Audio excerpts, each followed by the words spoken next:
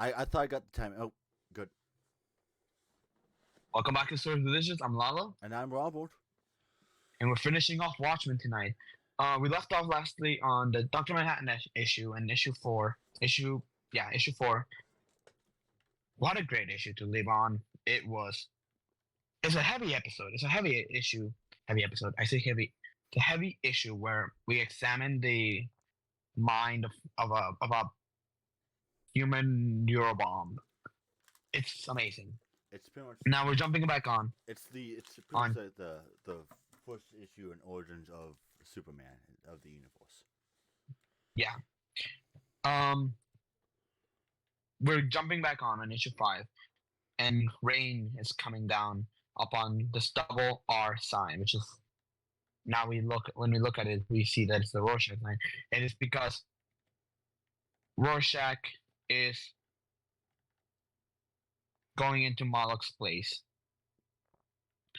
and Moloch is like looking across, gets his gun out, and starts looking for whoever is breaking into the place. And he opens it. He looks at a sign that says "Behind you." It is signed with the Rorschachs. He shoves him into the fridge, starts interrogating him, and he says nothing. Just Moloch's asking, "What do you want?" He says nothing. Just passing. Old and alone. Thought you might appreciate company. He starts asking if he can get out of the fridge. Rorschach cracks open an egg, starts eating. It's like, nope, not happening, buddy. And he starts like, he wants to know what's going on. It's not clicking for him.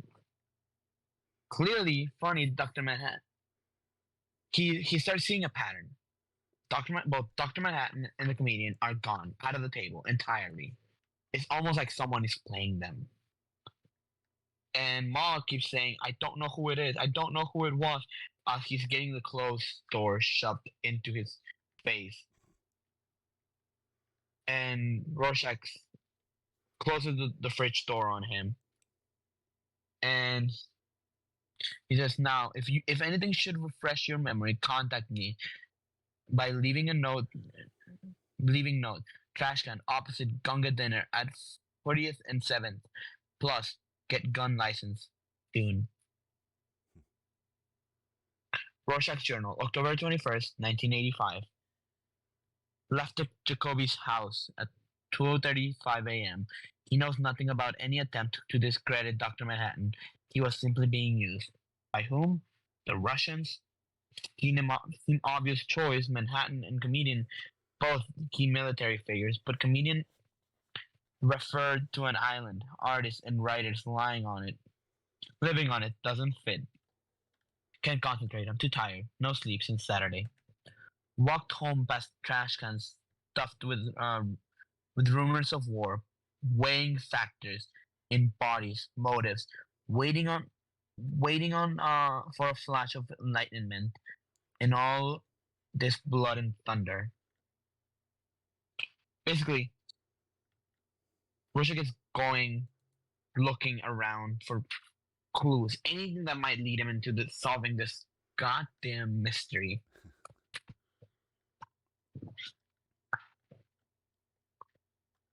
And we get another view into the Black Freighter, which is a newsstand. Again, for those who have not been paying attention, the newsstand story of a comic book from the viewpoint. This retelling basically what's going on in Watchmen. Danny and Laurie are having dinner and they're talking they're talking about what's going on with the Rorschach imposition and Laurie's actually like being apologetic about weighing down Danny so much after what happened with Dr. Manhattan, and she realizes that it's unfair to him, which is weird to think about. Like, But also from the perspective of Lori, I get where she is feeling like a burden, how she feels like a burden after her upbringing. Rorschach's Journal, October 21st, 1985. Woken at 11 by shouting outside, disturbed to find I had fallen asleep without removing the skin from my head. Tireder than I thought, should have been more careful. Across the street, boys with spray cans, fucking, were defacing an abandoned building, memorized uh, their descriptions, then prepared for work. First, peeled off face, folded it, hid it inside jacket. Without my face, nobody knows. Nobody knows who I am. On the way out of my room, the landlady usually complains about about my hygiene and rent. There were purple bite marks on her fat white neck, freshly ones. She reminds me of my mother. Out in the street, inspected the face building, the silhouette picture in doorway, man and woman possibly indulging in sexual foreplay. She didn't like it. Makes doorway look haunted. Didn't like it. Makes doorway look haunted. On 40th and 7th, saw driver in Juspik, leaving diner. They didn't know me. An affair, perhaps? The Juspesic's engineer, Dr. Manhattan's exiled to make room for Dryberg. Also, she hated the comedian. Must investigate further. Also, all this while the, we get this point from Rorschach's POV, by the way.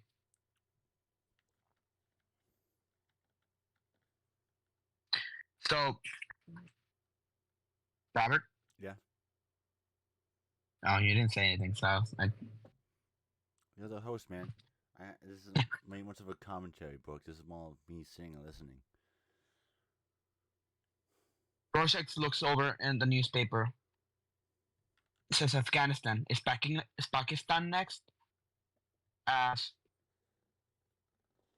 we get the newspaper guy talking to the little kid, talking about like how like they're afraid of the Russians, but also like knowing that Dr. Manhattan is gone, they're probably screwed. Over at Byte Tower, he's having a photography session.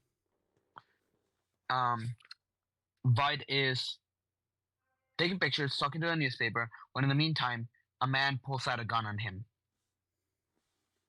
Byte knocks down the guy, blocks the bullet with a metal rod, That's and hits him with that same rod, climbs over him, punches him with a pharaoh's face as the man is biting on a cyanide pill. Ozymandias moves into his mouth, trying to stop the pill, but he's too late.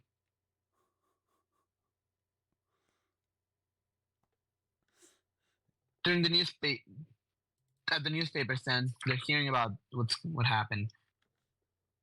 Rorschach's Journal, October 21st, 1985. Someone tried to kill Vite. Proves masculine theory. Murderer is closing in. Check mail drop message from Moloch. Connected, perhaps? The sign says call tonight, 11:30. Have information. Urgent. Jacoby. Next, went to retrieve face from an alley. Outside Utopia, police restrained a youth on KT 285. He was screaming something about President Nixon, something about bombs. Is everyone but me going mad? Over 40th Street, an elephant was drifting. Beyond the unseen spy satellites, if they so much as narrow their glass eyes, we shall be all dead. This relentless world, there is only the sane response on it. The alleyway was cold and deserted. My things were where I left them, waiting for me. Putting them on, I abandoned my disguise and become myself. free from fear or weakness or lust. My coat, my shoes, my spotless gloves, my face. At 3 hours before calling on Moloch. Away down an alley, heard a woman scream, first bubbling note of city's evening chorus. Approach disturbance and attempted rape, mugging, or both. Clear throat. The man turned and there was something regarding his eyes, something in the night. Sometimes the night is generous to me. Then he drops off Lori at her house. He goes home and sleeps alone and lonely, which are separate but equal. Hell and damnation, he says, as we see more of the Red Friday again. Newspaper in the morning. News on what happened the night before. The police are investigating on Blake's murder, as if they finally got around the time to do it. Rorschach wakes up. 11:30. Good evening, Jacoby. He goes on to Jacoby's home, where he realizes it's a sting. Police are outside, waiting on him and banging on the door. He starts preparing, and a fight ensues. He starts wrecking the police, throwing Molotov cocktails, anything he can come up with to get out. He is surrounded. Police are gaining on him, and they rip off his mask. All he can say is, "My face. Give it back. Give me back my face."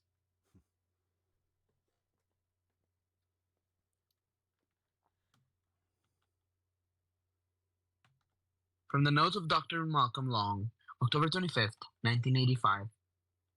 Are you in chapter 6, Robert? Not yet, but I'm getting there right now. Understood, Chief. Alright, Dale. We see the doctor giving Dr. Malcolm Long giving an interview with Rorschach. He's been identified as Walter Kovacs. And all he hands him a picture. Rorschach sees it. He's a dying, bleeding dog. Calls it a prairie butterfly.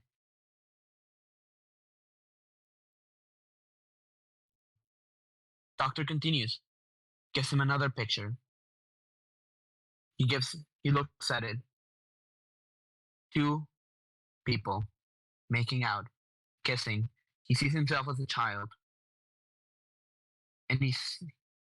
And is repugnant by his, and the guy who's going out with his mom is repugnant by the child. His mom slaps him across the face, saying, "I should have aborted you." By the way, I'm too late on this. I'm sorry. Content warning for this entire sequence. I am so sorry. Rorschach looks at the pictures and says, "There are some nice flowers."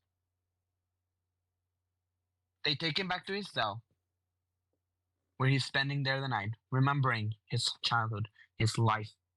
Bullies all across, throwing shit into his face. Not shit, but like food. Yeah, just being probably their lunches.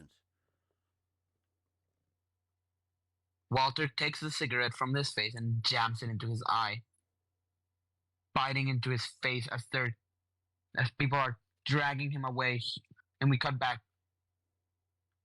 In 1950 attack, he attacked an older child, partially blinding him with a lighted cigarette. He was 10 years old. The doctor is going home for the night. As he's reviewing his files, we cut back to the morning. "Good morning, Walter. Today I'd like... Sorry, late night. Today I'd like to go do something different. Frankly, Walter, I'd like to talk. I'd like to talk about Rorschach. Will you do that for me, Walter? Will you tell me about Rorschach? You keep calling me Walter. I don't like you." "You don't like me? All right. Why is that exactly?" fat, wealthy. Think you understand pain? I'll tell you something, doctor. I'll tell you about Rorschach. And he tells a story about Rorschach, how he was originally built from a dress, how his face was finally created,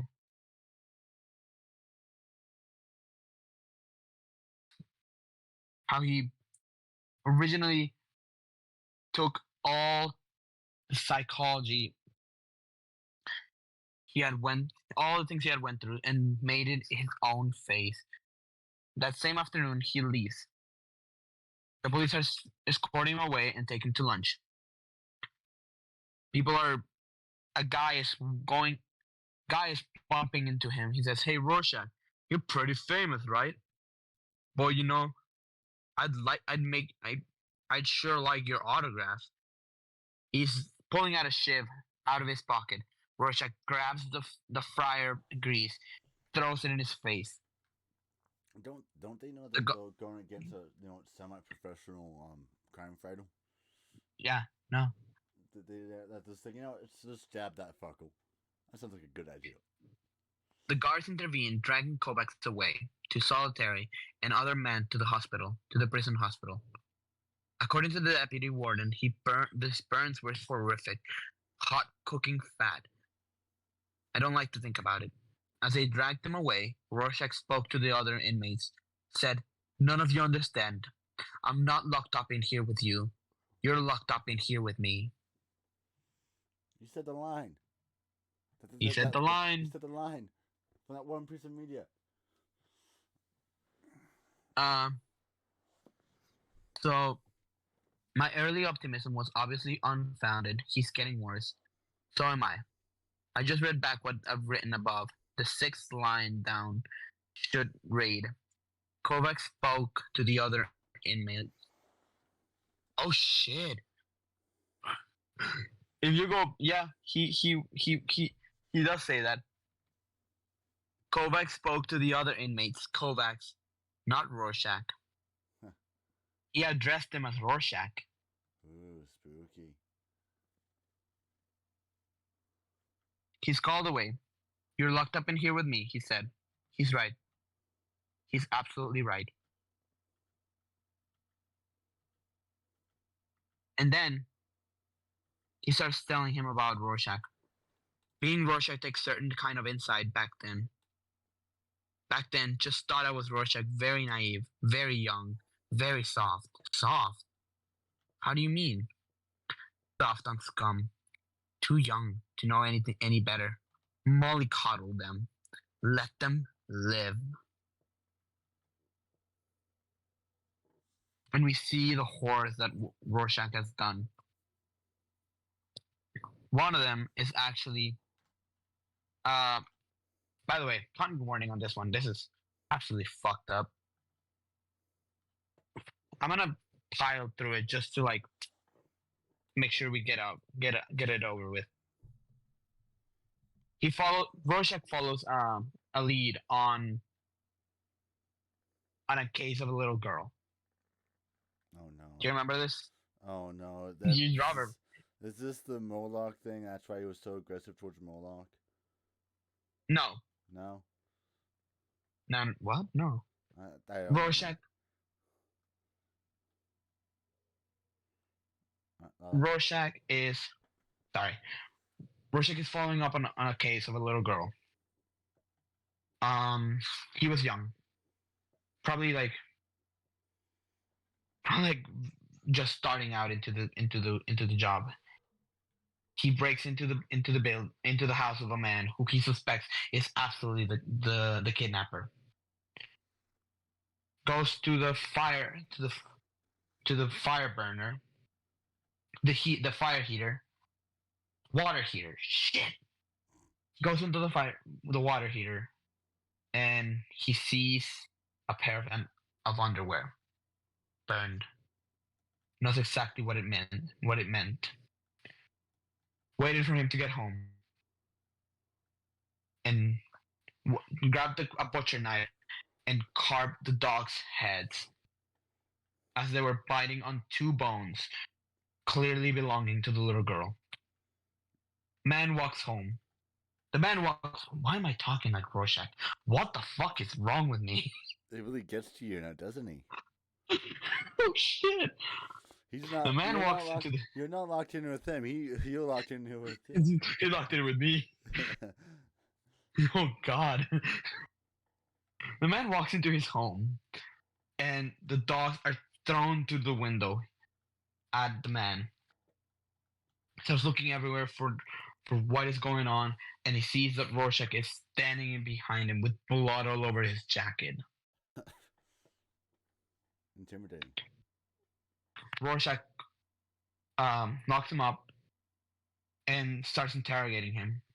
He shows him the evidence that and the guy confesses. Yeah, he did it. He assaulted the girl, killed the girl, burned the girl, fed the meat to his dogs. Rorschach says, "Okay, I got enough evidence. Got it." Starts pulls out a gas can, starts dumping gas everywhere like it's a fucking scene from Reservoir Dogs. Lights a match on fire, lights it up, says, "Stood in the street, watched it burn.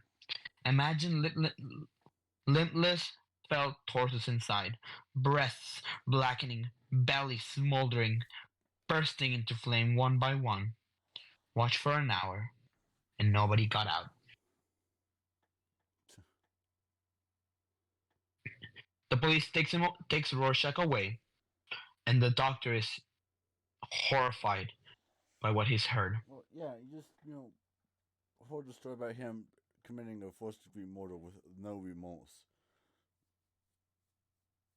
Diana remembered their babysitter had to be home early, and they left soon after dinner. Gloria went into the bedroom. I followed her. She walked out again, into the hall. I sat on the bed. She came in wearing her coat, subjected me to a lot of crude sexual insults, went out. The front door slammed. Why do we argue? Life's so fragile, a successful virus clinging to a speck of mud, suspended in endless nothing. Next week, I could be putting her into a garbage sack, placing her outside for collection. I sat on the bed. I looked at the Rorschach blood. I tried to pretend it looked like a spreading tree, shadows pulled beneath it, but it didn't. It looked more like a dead cat I once found. The cat glistened grubs, writhing blindly, squirming over each other, frantically tunneling away from the light. But even that is avoiding the real horror. The horror is this. In the end, it's simply a picture of empty, meaningless blackness. We are alone, and there is nothing else. Wow, they really This just book is. they really said, you know what, this man's going Rorschach mode as well. Well, I'm not gonna say that actually. Never mind. We'll do that. We'll deal with that during Doomsday Clock. Ooh, foreshadowing. That's a fucking twist for this channel. We never foreshadow. Also, I do like how the blood slowly progresses down the page between each chapter. Oh yeah, no. They do the same thing on Doomsday. Well, they do the same thing in Doomsday Clock, but I'm gonna reveal it. At the end, the blood is Superman's cape. Okay, Lalo, but guess what? Which one did it first? No, I know. This one did it first. I know. Uh-huh. That's why they're mirroring over at Doomsday Clock.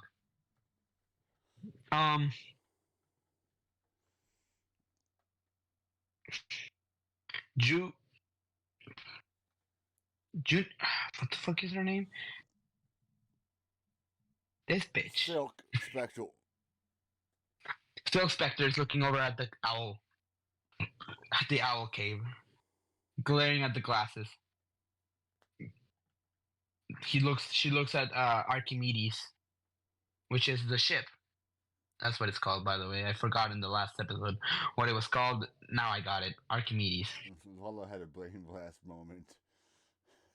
It's a come to Jesus moment where you know you fucked up. No. You had a brain blast moment.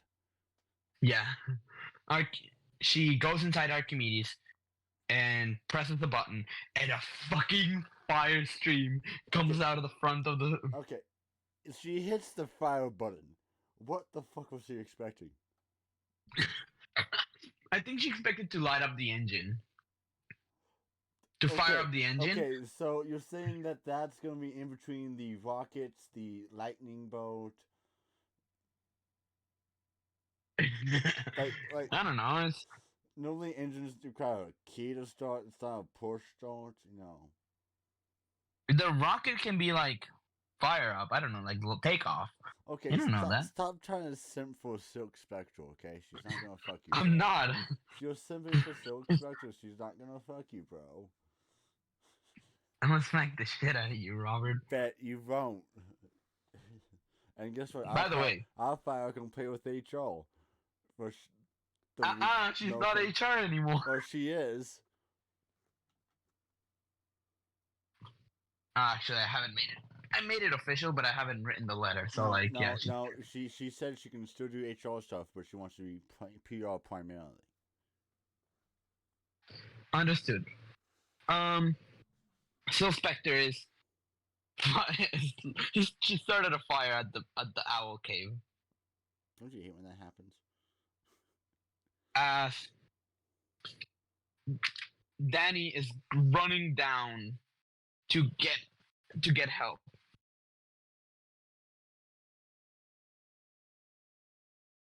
They take out the fire. They start talking, and by talking they mean like fucking. They're fucking. Well, not yet, but they start talking about like they're pretty damn close the to past. They're goddamn pretty damn close to it. She starts reminiscing on the past, looking at the owl cave, looking at all the shit that it's surrounding them, about just meaning their past and their history. Danny starts giving her a tour, like his shit, and finally gets to his set of glasses, the owl glasses, which are highly technological. Fuck you. Technological. Fuck words, man. All my homies hate She puts them on. She puts them on and sees like every element on the wall, on Danny, literally a breakdown of everything she's seeing. And she says, "Is this what?" She wonders if this is what John sees.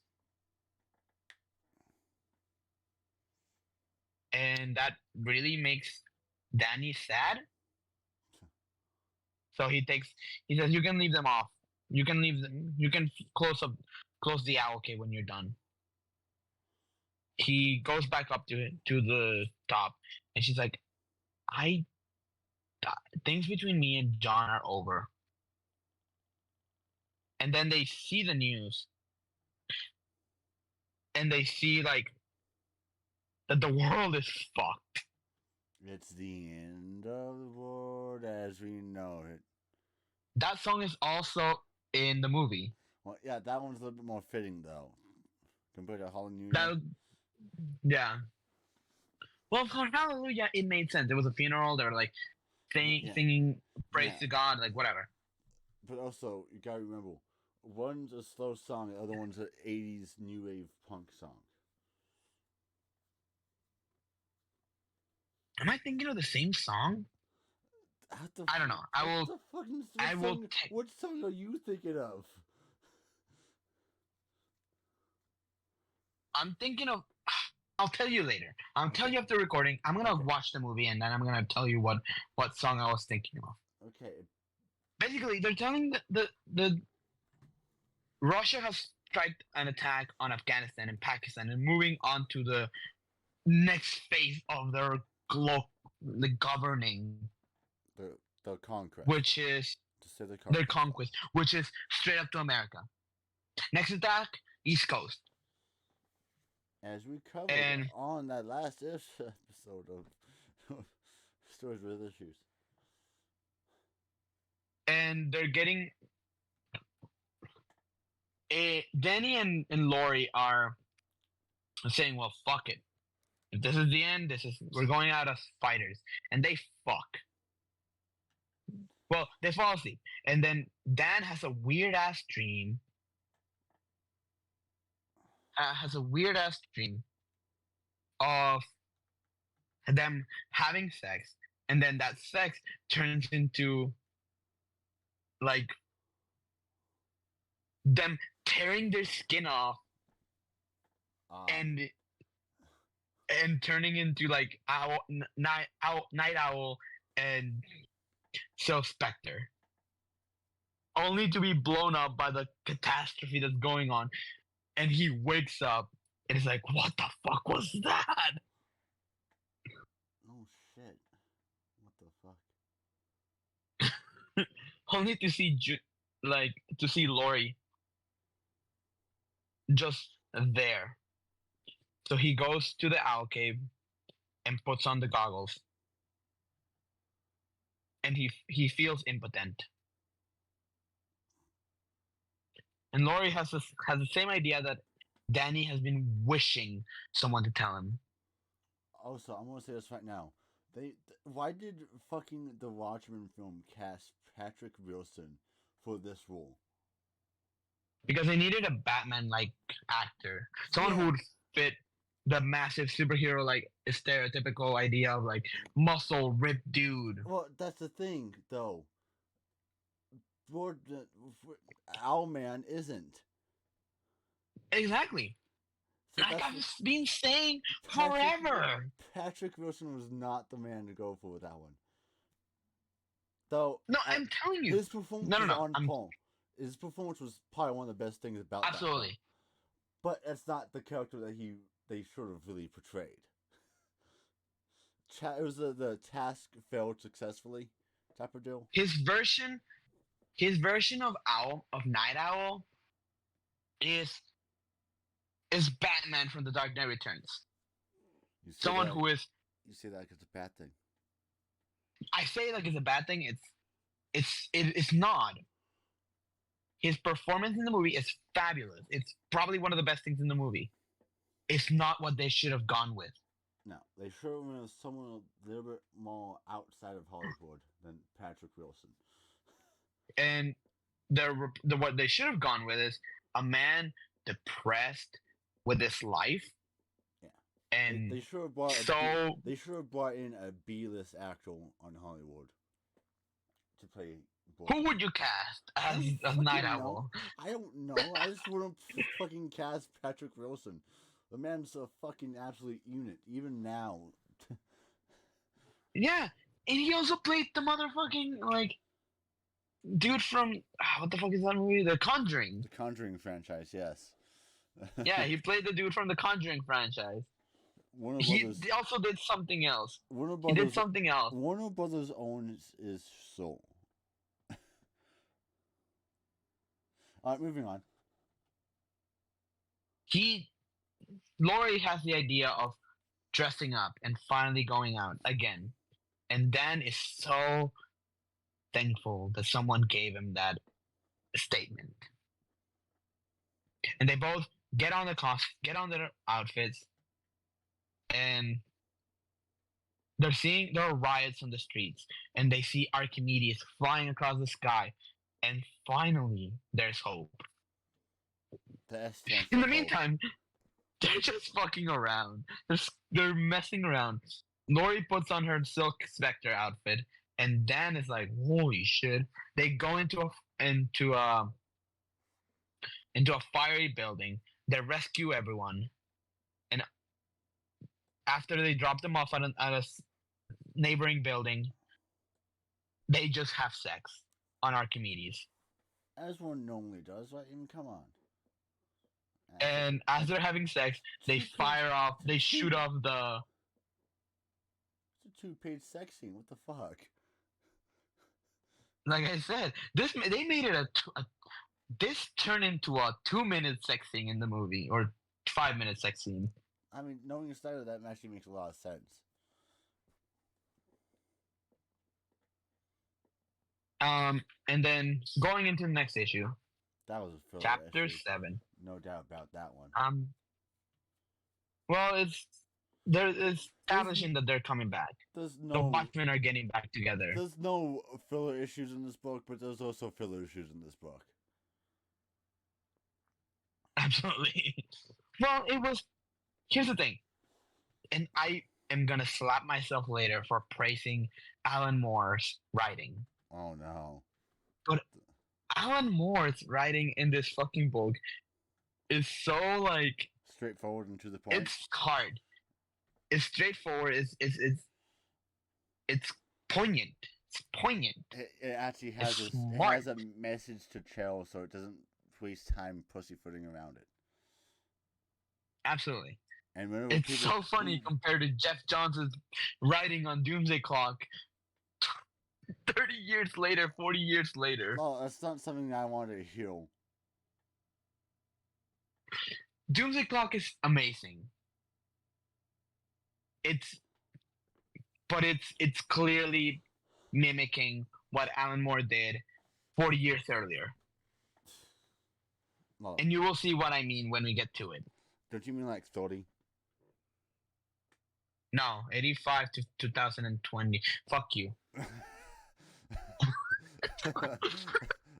I was gonna say, it's like celebrating its like 35th anniversary this year. It's not saying it's 40th. That isn't until 2025. Alright, moving forward.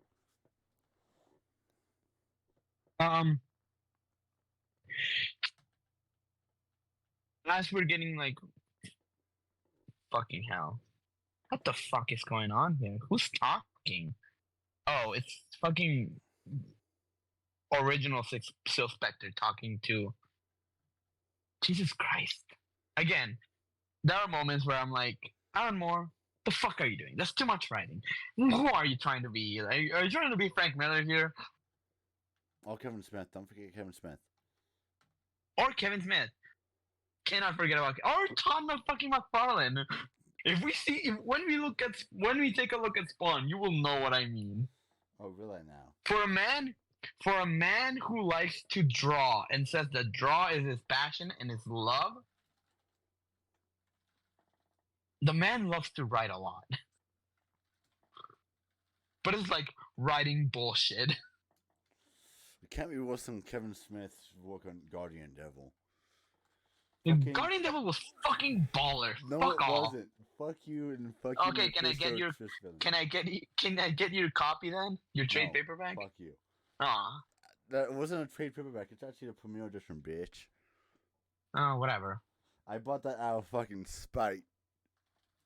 And now you won't give it to me out of spite. That is. And true, after the night of adventures, Lori and Danny go back into the owl cave and start. Danny starts researching how to get Rorschach out of prison, and Lori is not having any of that shit. I mean, she's like, "Hey, fuck that guy." Crazy? I was crazy once. He's a fucking asshole. At the same time, some of the fucking thieves, fucking criminals are at the prison, bribing the guard, and then a little midget comes out and says, "Hey, Rorschach, you remember me, motherfucker?" I don't think you can call him a midget, Lalo. You can't? You can't, no. Oh, shit. A little person. A little person, yeah. Is that better? Yeah. Little person. A little dude. Little man. Little man. Little man, yeah. I'm referencing a movie from Marlon Wayans? Marlon Wayans? Did he do that movie? Doesn't matter. We're continuing on. It was funny. Before we get ourselves even deeper shit accidentally. Marlon Wayans is a beast. Is he in Watchmen? Huh? Is he in Watchmen? No. Then get the fuck back to Watchmen.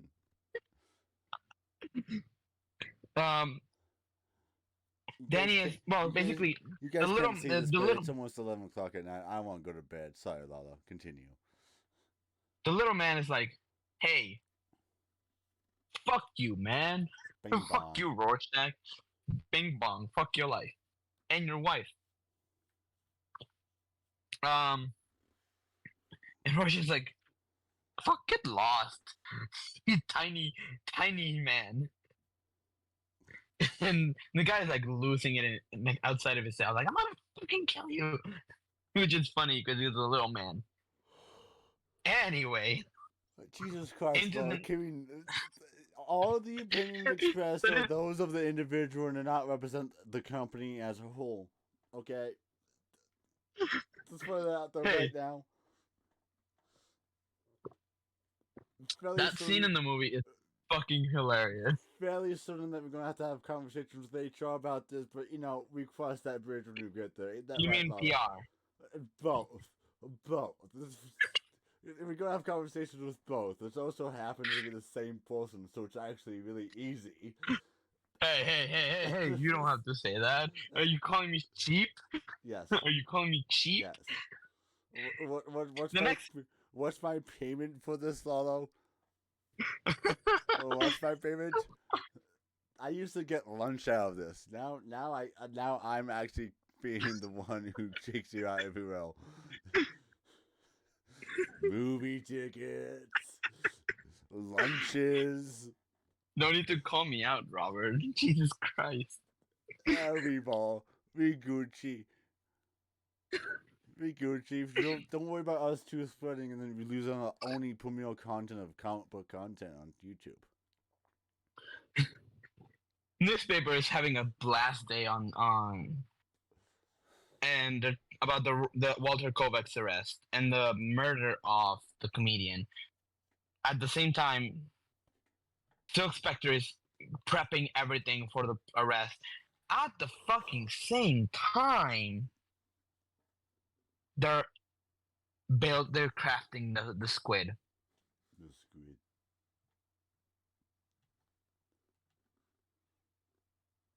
squid. It's Halloween.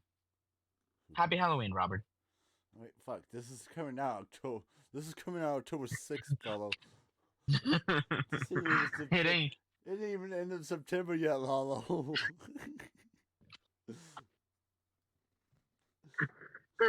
I fucking love Halloween, man. Fuck off.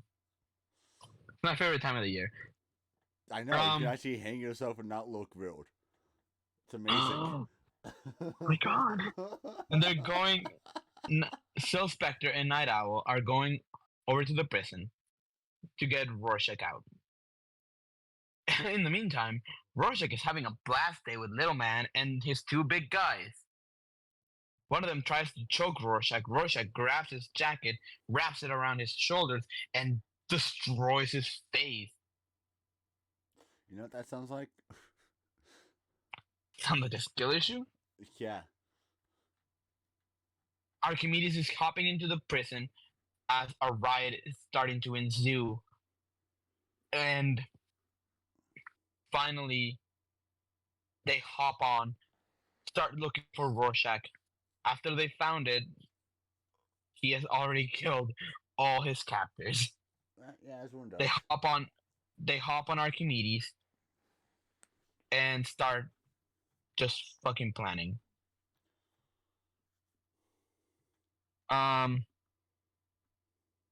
So Spectre walks into her home and John is right there. Just say fucking Dr. Manhattan, okay? Don't say John. John. Sorry, John. I can't do that. John Osterman. Because they call him John in Doomsday Clock like all the time. Guess what, Lalo? That's how I've known him. Guess fucking what, Lalo? What? He's not. We're not reading Doomsday Clock. It's not Doomsday Clock. Anyway. Dr. Manhattan's still Spectre's asking, John, what are you doing here? He's like, actually, I'm not here. I am on Mars at the moment. Do you want to come? And she takes him away. He takes her away. And they're both like, what the fuck? What the fuck just happened? Yeah. Rorschach's over here like, yo, he took your girl. You gonna let that slide? You gonna let that slide? And they're prepping because there is an assault attack at night at the Owl Cave, and they leave. At the same, there are riots everywhere. Panic is ensuing in New York because it's probably the 11th hour Yeah. On the midnight clock. It's 11:30, Robert. It's 11:30. It's 11:45. Huh? I'm saying like it's 11:45 in the doomsday clock. You know, like the big the big handle is at the 45 minute. I'm autistic, Robert. I know you are. Say the 11th hour, man. Just say the 11th hour. There are also Ku Klux Klan people right here in this book. Who? Into the next issue. Lalo? Ku Klux Klan people. The Triple K Club? The Triple K Club. I had to stop myself from making a lot more of an offensive joke that would not be portrayed as a joke. Actually. No, I'm going into the next issue. I'm just moving fucking forward. Issue 9, Robert. Issue 9. I was making fun of you being like in that stereotypical Noji voice. Okay, fuck you. Bing bong. we get back. We have that same moment of Lori talking to John, but from Lori's perspective and then suddenly just disappearing and appearing into Mars. And then she starts gasping for air because she is a human and cannot breathe. Don't you just love when you just kind of forget that you can't breathe? And John makes a bubble of oxygen around her, basically encapsulating her in pure oxygen, which is fucking baller. The fucking baller move. Okay, and I'm gonna pile through this section because basically, John is talking to her about her needing to come. Lori's talking to Dr. Manhattan about coming back, and Dr. Manhattan's like having this conversation and telling her that at the same time he's having it all over time, and saying that at the end she's not gonna like his answer. That's basically it. You're not gonna like my answer. I'm sorry. This conversation ends with you crying. And I made an attempt, and that's all I can do. I'm telling you this because I don't want to deal with this. I just want to cut to the end of the chase.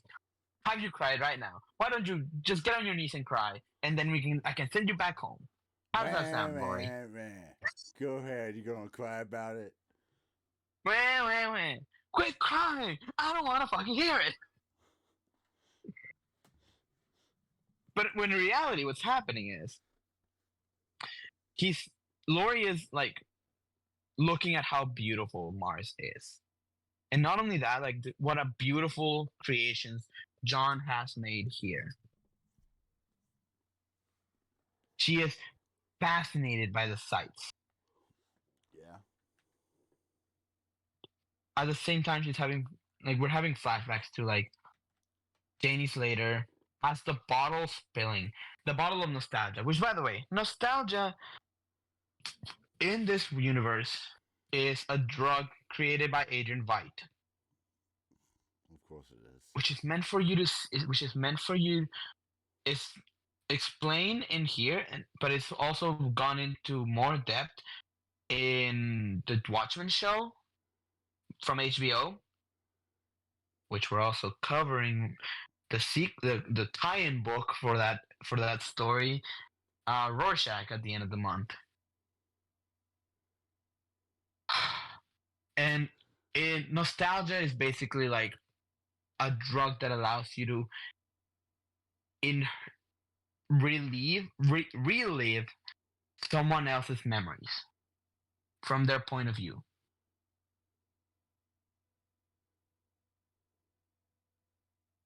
Which is what I'm assuming is going on right here. Anyway, at the end of this conversation that they're having, Dr. Manhattan is telling Lori why the comedian should have been so important to her. Why, you may ask, Robert? Because she's the kid. Because the comedian is her father. Yay. after the attack on the comedian, actually, Janie fell in love with him and had a child with him. What? He went back to her after one. He That's went back to her after one of the time after an argument she had. Janie had with us with Laurie's dad. She went back to him and had sex with him and got pregnant and had a child. not gonna lie. That's kind of problematic. Very. Um, and Laurie doesn't believe him. Laurie thinks that Dr. Manhattan is full of shit. Well, like you said, you ain't gonna like the end of this conversation. Yeah. And in order for her to see it, he had a bottle of nostalgia and gave her some of it. And it was wired to her mom. And she saw it all. She saw like the ups and downs. She saw the rape. She saw everything. She saw her going back to Dr. Manhattan. And one night, not Dr. Manhattan, to the comedian. And one night, the comedian was coming out of that one meeting at the end of that one meeting in 70 something. The one that all always goes back down to. The one where, Dr. Manhattan. The comedian burned down. The comedian burned down the map. He went out to talk to not just Laurie, but Janie. And Janie snapped at him and said, "Get away from her. Get away from my daughter." And slapped the shit out of him and got in the car. And Janie never understood why her mom was crying until now.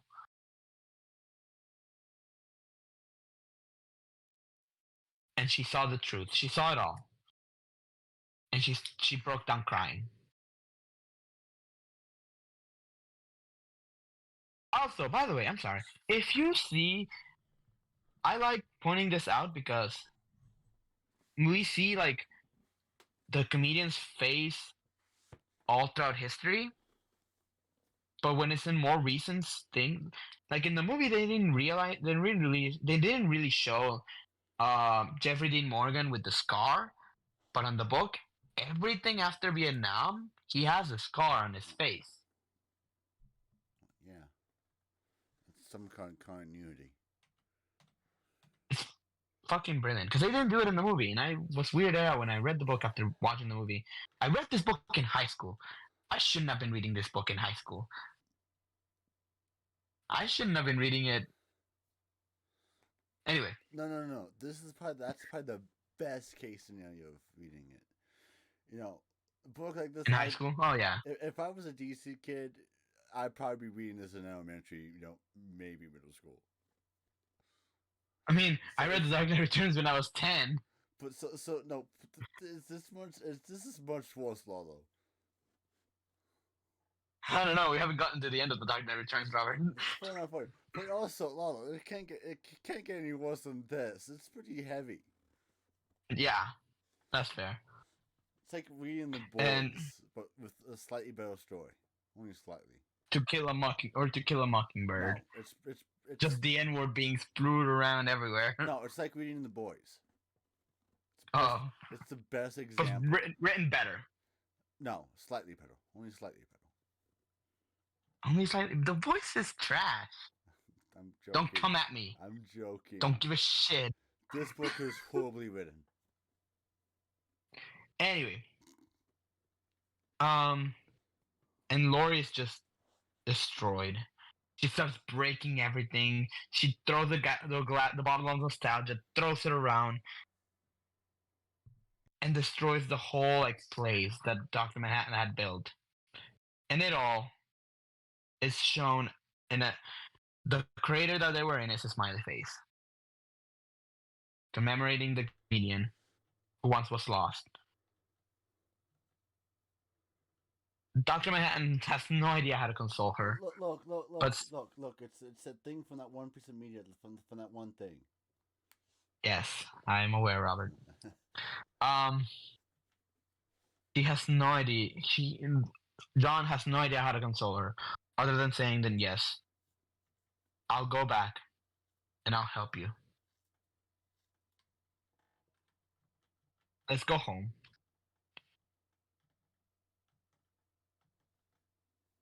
Ooh, I'm on chapter X. Chapter 10. Chapter X. Lalo. Sounds cool. Chapter X. Here we go. The Well, look at that. It's Halloween. Happy Halloween, motherfuckers. How do you know? The DEFCON, the 10-3-1-8. Yes. Happy fucking hell. 11:59. This must be your favorite time. It's a This must be your favorite time of the year. It's a Happy fucking Halloween. It's a minute before midnight. Yeah. That's some really cool foreshadowing though. All of this right here. It's a little minute before midnight. And if you look at the scanner, yeah, shit's going south. It's the button. Huh? It's the button, Robert. The fuck type of crack are you on? The glare is a smiley face. The two like lines coming down are the eyes, and the scan, that's the blood. That's the blood stain. I need you to strictly shut the fuck up because you're on to the crack. It's true. I'll show you later. Okay, if you said in the book, I believe you in the book, but not on the fucking cover. That's the cover. It is in the cover. Look at it. Look at the book. Yes. Look at the first panel in the book. That is a much more believable smiley face. It's the same fucking image. Whatever. It's not the same fucking image. It's different. They're launching a military strike.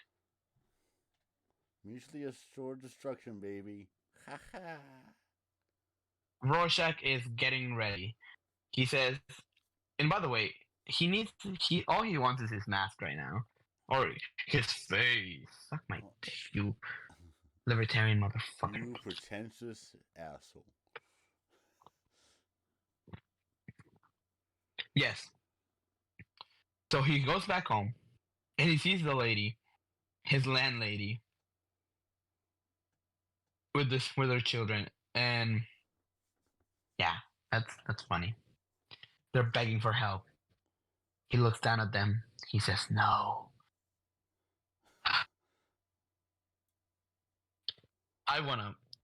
I'm sorry. That made me want to kill myself. What? Me quoting the beginning of this book. Oh, cringe. Okay, moving forward. Anyway, Vite is getting everything ready. His plan is almost complete. He's looking at this. He's the bad guy. Ooh, who'd have got? Yeah. He's looking at the screens, and it's just me and the world. By the way, has he done it yet? He has not done it yet. Rorschach gets his mask back, and they started looking at some of the files, and they're trying to make sense of the situation. At the same time, we're getting the same goddamn black freighter. Skip 2 pages, Robert. Bonk, bonk. Okay. Thank you. Rorschach starts investigating, asking around, looking at some of the files, mainly of the killer who tried to attack Rorschach, Vite, a couple issues ago. Yeah. And he gets information that he was actually. Can I see? What is that? Is that this moment? Yes, it is actually. He was actually contracted by Vite. So it was a false flag attack, pretty much. Yes. So Rorschach and Danny go back to Vite's office and start looking around. And Rorschach goes into his computer, and they sort of like they look at it says password. It says password. Ramses. And it's wrong. So he's like, okay, try Ramses the second. It says Ramses the second. Password accepted. And they started looking at the files. And that's the smoking gun. Rorschach's journal, November 1st, 1985. Final entry, question mark. Left Byte's office just before midnight. Driver convinced Byte is behind everything.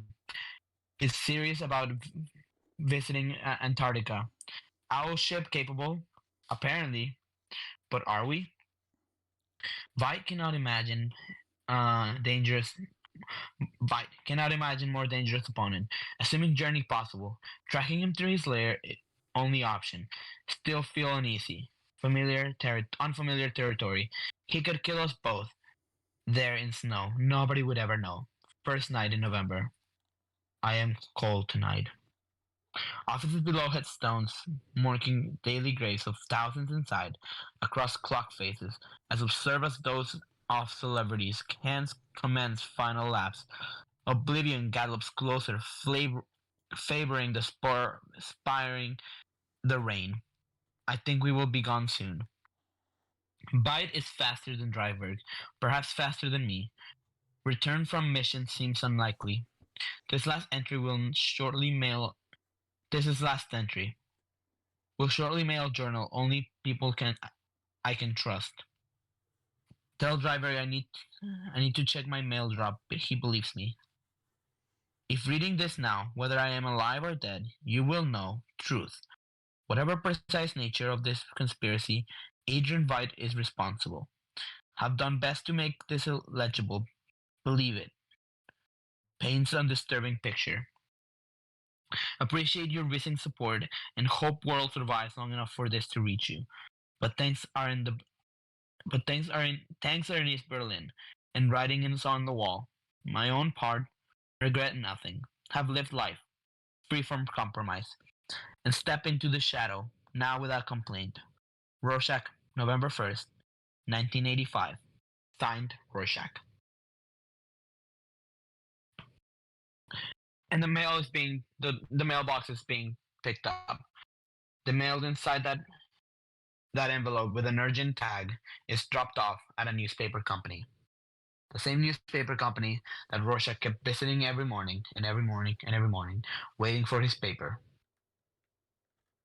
As they're flying into the sky, Adrian, Danny is afraid of what might happen. Rorschach knows that this is a one-way ticket. Oh, yeah. They land in Antarctica and get ready get ready to face the man who's responsible for all of this.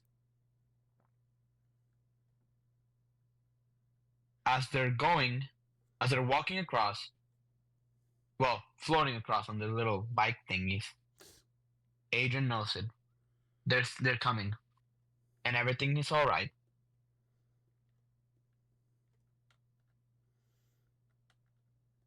Chapter 11. Ooh, now we're on the 11th hour.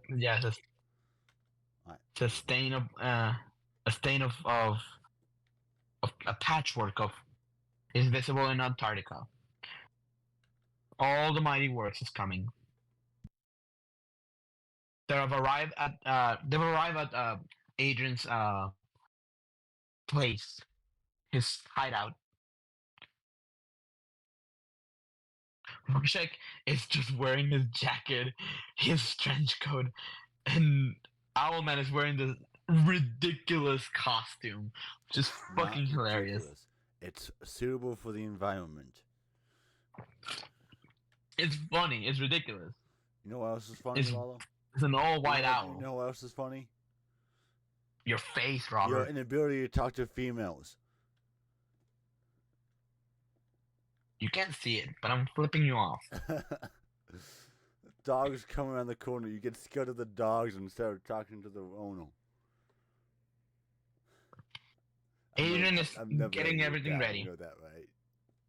I'm aware. He's typing some codes into his board as he is letting them in.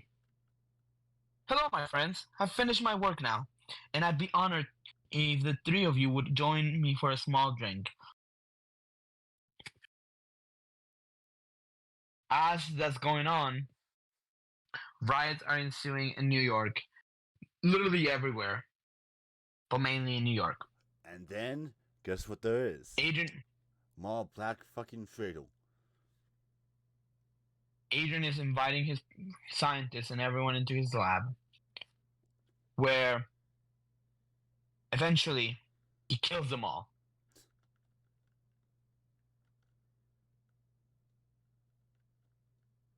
He freezes them to death and get buried on the snow. That's kind of anticlimactic. Yeah, in the movie he just pulverizes them. We always talk about how bad the movie is at adapting this, so.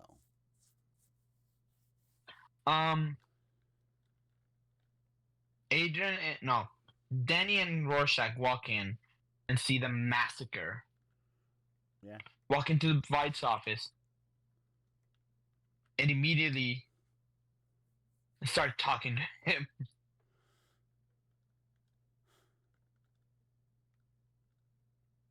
Rorschach launches at Ozymandias while Ozymandias blocks the attack and backhands him into the floor.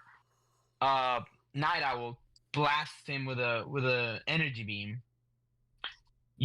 Adrian grabs a plate, uses it as a shield, and lunges it at his face. Bonk. As they're both on the floor, says, "Now, what can I do for you, gentlemen?"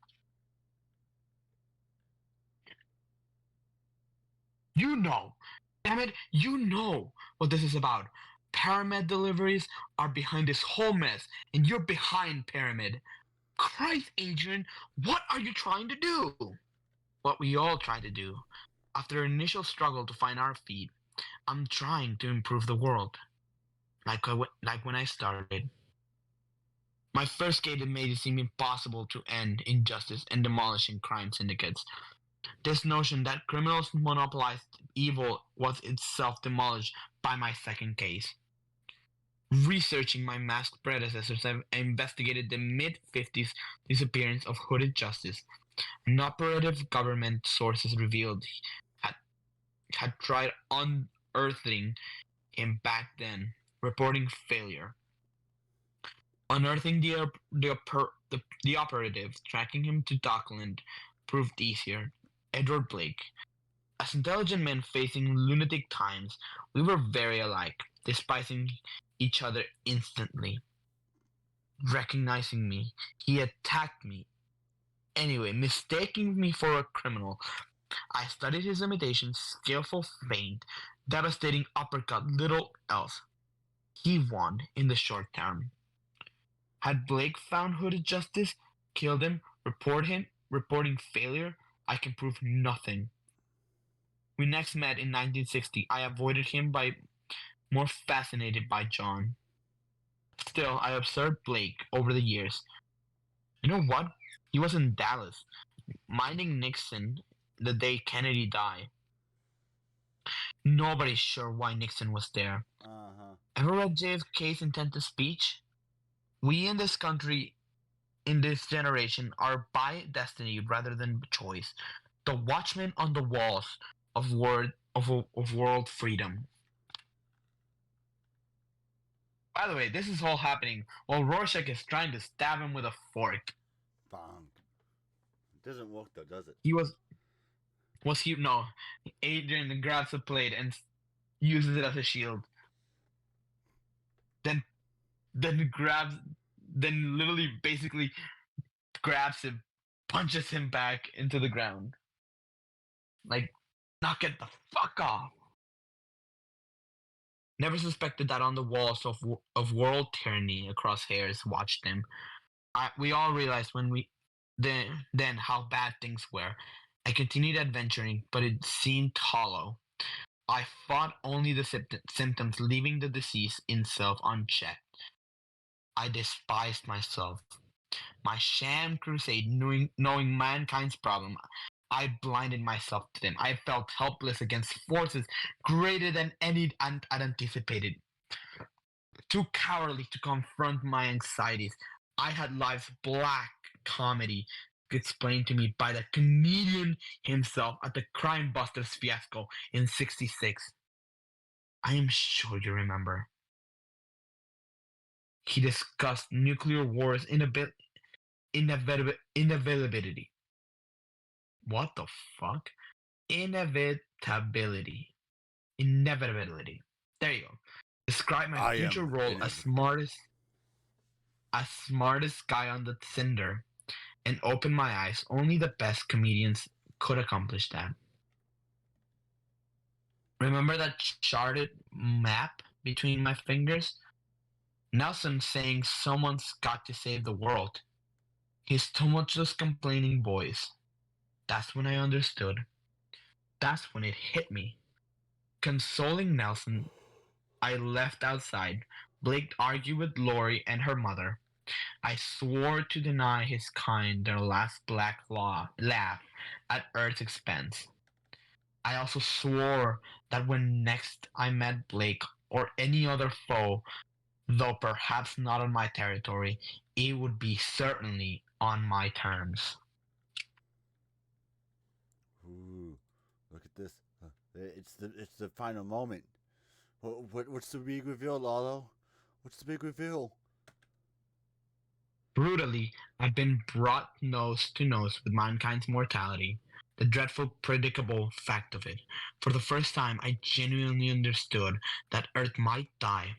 I recognized the fragility of our world, increasingly hazardous times, and yet, what could I do?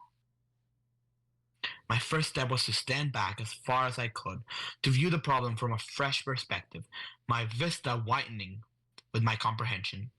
I saw East and West locked into an escalating armed spiral, their mutual terror and suspicion mounting with the missiles, making the impossibility of disarmament progressively more remote. Gradually, I closed upon the heart of the dilemma. Here was a knot to try to even Alexander's ingenuity. Both sides realized the suicidal implications of nuclear conflict, yet could not stop racing towards it. Test their opponents should overtake them. I'm afraid their weapons, I'm afraid of their weapons, afraid of losing, afraid to blink or turn their backs. This man's just a Meanwhile, discount expensive. Oppenheimer. Sorry. This man's just a discount Oppenheimer. Meanwhile, expensive arsenals meant less cash to spend upon their old, their sick and homeless, on their children's educations. As stockpiles grew, as computers reduced human involvement, the specter of accidental apocalypse stalked even closer. Simply given the mathematics of the situation, sooner or later conflict would be inevitable. However, without a practical solution at hand, what use was it to suddenly notice the perils of the situation? Similarly, a solution would be equally useless unless one possessed the muscle to back it up, the brute power to see one's will implemented. I took another step back and thought again. Other factors emerged: arms expenditures, boosted international lending rates to repay soaring debt interest. Nations like Brazil leveled their forests. Nuclear power providing vital weapons grade waste became mandatory. War aside, atomic deadlock guided us downhill towards an environmental ruin. Sorry. John's presses accelerated this, though, less than you'd imagine. Any significant power imbalance would have yielded similar results. Nevertheless, he somehow symbolized mankind's problems. As tension rose, the elevation of the costume heroes became a descent. I foresaw that by the late 70s, it would reach bottom. This left 10 years to build a fortune and reputation to sustain me beyond that point, allowing me the power and leverage I'd surely need. Developing the basic pattern for public spark hydrants, I financed dimensional developments with the proceeds. My plan required reparation for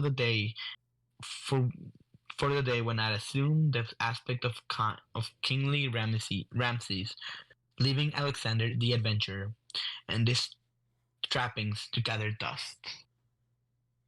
Each step had to be taken carefully, constantly striving to keep in mind the whole enormous scale of what was at stake.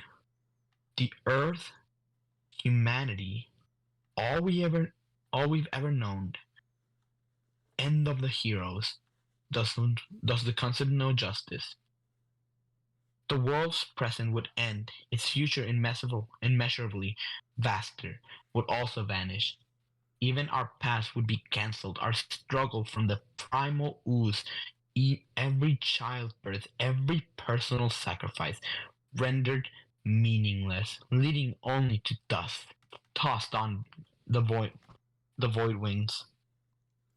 Save for Richard Nixon, whose name adorns a plaque upon the moon, no human vestige should remain.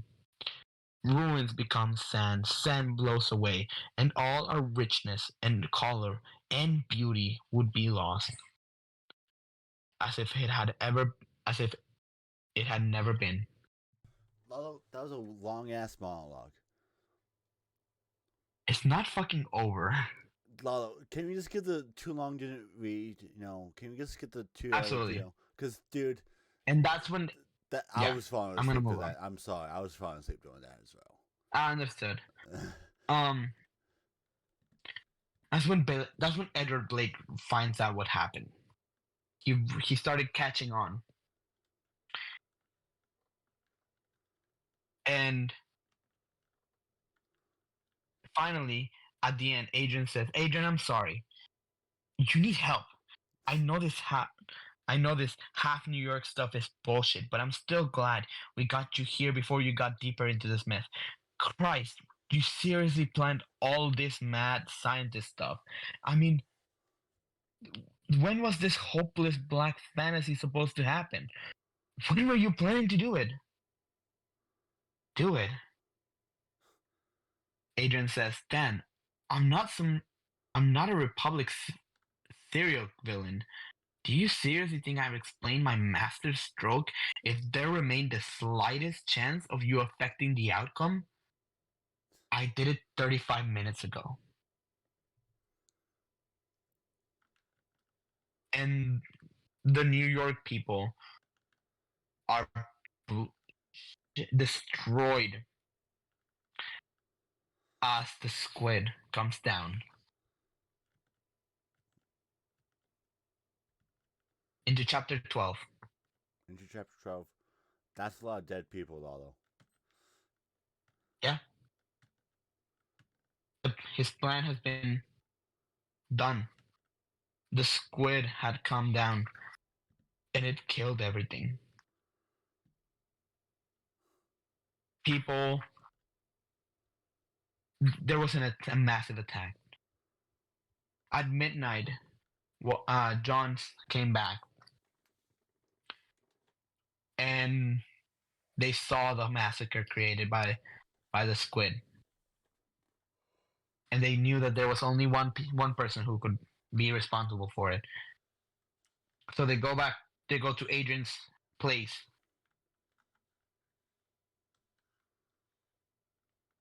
and that's when the fight ensues. Okay. They start fighting. Doctor Manhattan comes in. He starts walking towards the base, uh, and immediately follows Bobastis follows him. No. Doctor Manhattan walks up to Bubastis, and Adrian just says, "Hey, Bubastis, forgive me." And he turns on the machine. They're both disintegrated. Lori sees what's happened grabs a gun, says, "You're an asshole," and he shoots him. Rorschach and Night Owl walk in like, "What the fuck? It was that easy?" And they see Adrian's hand, and there's a bullet in it. And Adrian kicks Lori. At the same time, Dr. Manhattan bursts through the fucking roof like goddamn King Kong. I'm disappointed, Vide. Very disappointed. Restructuring myself after the subtraction of my interesting field was the first trick I learned. Did you think it would kill me? I've walked across the sun. I've seen the events so tiny and so fast they hardly can be said to have occurred at all.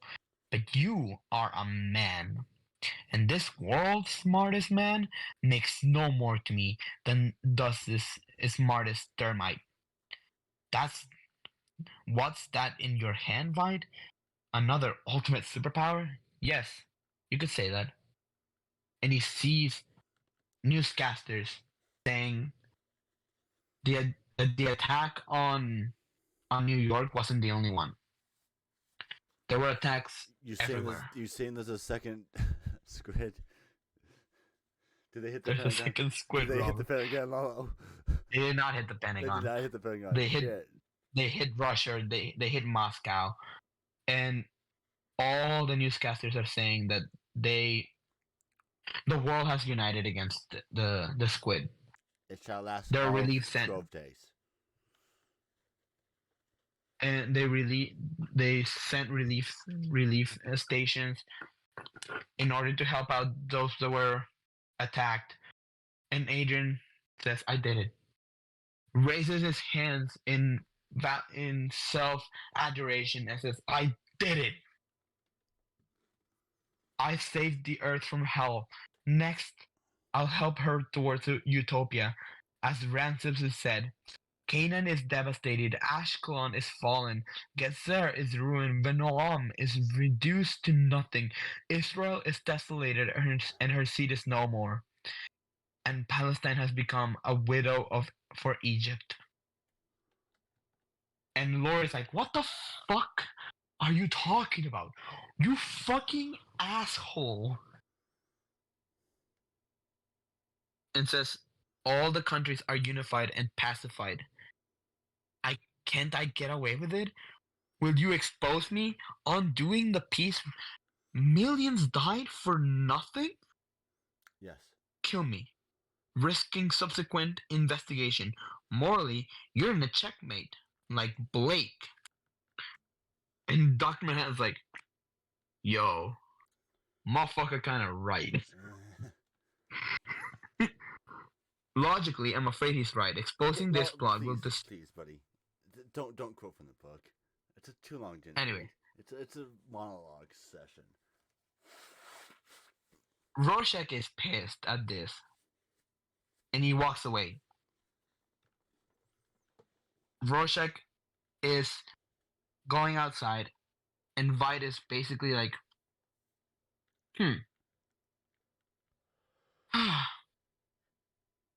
Vite immediately like starts talking to Lori and Dan and leaves them alone.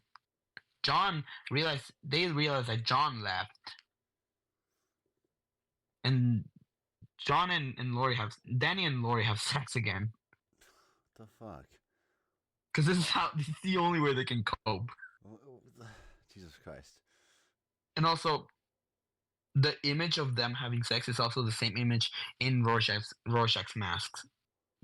Why did you guys put that out? Because it's a Rorschach test. It moves. Like Rorschach's mask moves across. Okay. Anyway. Buddy. No side tangents. It's midnight. I'm tired. Understood. Rorschach is outside. It says, "What are you doing?" It says, "I'm back to America. I can't deal with this bullshit." Rorschach, I can't let you do that. "Of course, we must protect the Vite in Utopia." Why don't you fucking blow me? I am telling everyone the truth. And the only way you can keep this is by doing it. So what are you waiting for? Do it. And Rorschach is killed. John goes back. He sees Lori and Dan, and he just leaves. He just got fucking cucked. Dr. Manhattan's a fucking cut conformed. John goes back to Vite. He says, "You did it. I was hoping we'd have the chance to talk." And that's when John tells him the most important lesson of this book. He decides to leave after everything. He's been in he wants to create new worlds, some less confusing, less complicated than this one. But before he leaves, he says something to Adrian. Well, Adrian says, "I did the right thing, right? It all worked out in the end." And Rorschach says, "In the end, nothing ends, Adrian. Nothing ever ends." And Rorschach, no, fucking, and Ozymandias says, "What do you mean by that?" And when he turns around, he's gone. And we end the book. It's a couple years after, and Dan and Lori had become Mason in honor of Hollis Mason. And they're leaving a message they're visiting Lori's mother.